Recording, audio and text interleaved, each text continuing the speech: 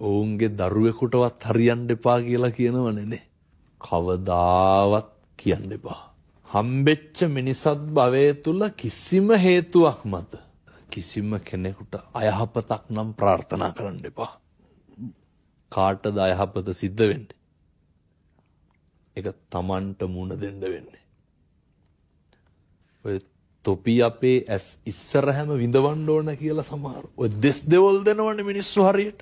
කවදාවත් පින්නතුනේ එහෙම කියන්න එපා. ඕකට කවුද වග කියන්න ඕනේ? ඒකට කවුද මුණ දෙන්න ඕනේ? ඉතින් කාලෙකින් මිනිස්සු වෙලා ඉපදිලා අපි හිතාගෙන ඉන්නේ අපිට කොච්චර කාලයක් යනකම් කතා කරන්න පුළුවන් වේද?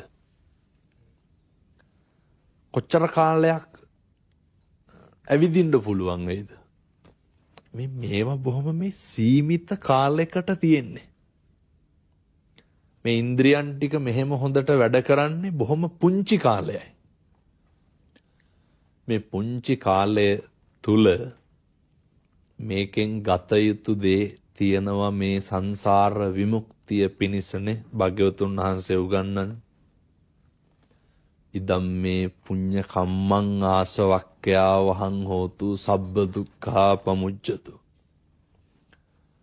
බෞද්ධයාගේ පරමාර්ථය වෙන නිර්වාණයට ගමන් කරන්න මේ අතපය හතර වැඩ කරන්නේ බොහොම ටික කාලයයි, කෙටි කාලයයි.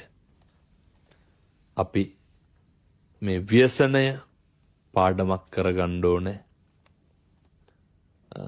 මේක හොඳ අත්දැකීමක් කරගන්න ඕනේ.